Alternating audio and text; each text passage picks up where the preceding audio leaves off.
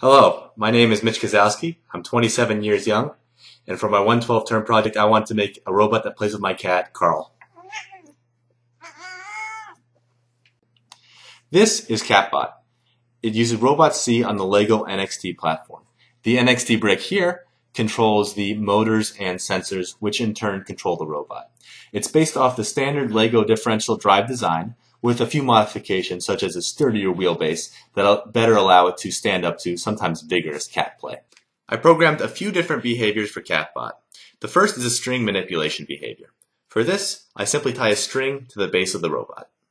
During this behavior, CatBot drives randomly backwards, while also stopping randomly and making squeaking noises. Furthermore, if CatBot senses an object, it will run for its robot life. Finally, if CatBot bumps into a wall, it uses a simple behavior to turn away from the wall, first trying one direction and then the other. For this run, I attached Carl's favorite toy to the string.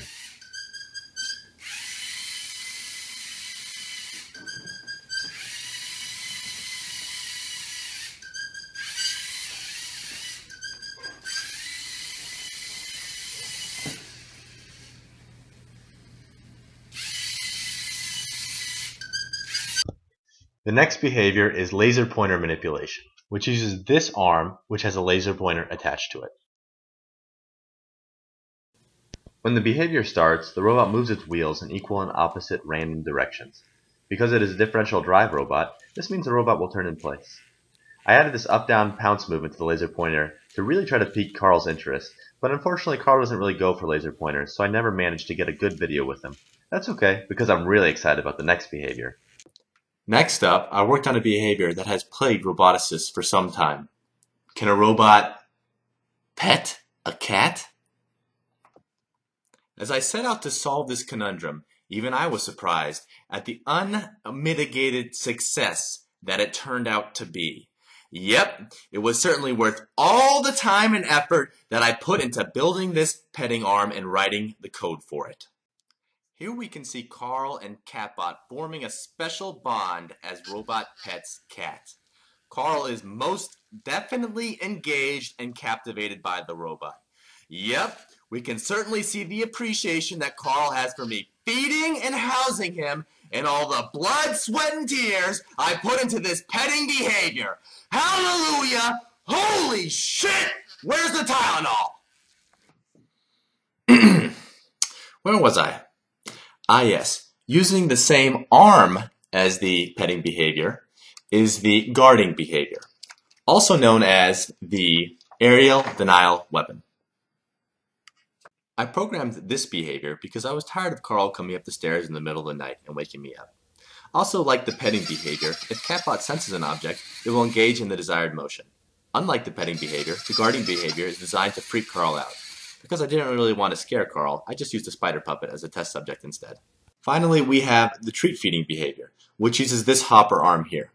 This was by far the most difficult arm to build, as it required the change of the rotational movement of the motor into a well-controlled translational one.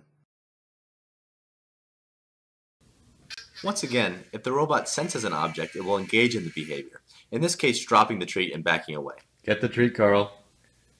You see the treat. This behavior did require a bit of conditioning on Carl to work. Good boy.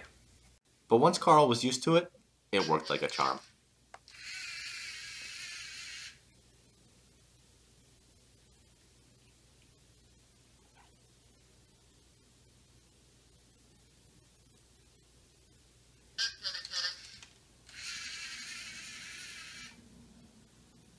As far as I can tell, there's nothing out there that can really combine multiple behaviors into one toy that'll play with your cat like this. Besides the petting behavior, I think everything worked out. CatBot uses the LEGO NXT kit, which retails for around $300. However, there's nothing really algorithmically or mechanically complex about this design. So I think if you could mass produce it and sell something like this for $40 or $50 a pop, you'd have a compelling product. Look, Carl's playing with CatBot again. When did you turn it on? I didn't turn it on. I thought you would turn it on.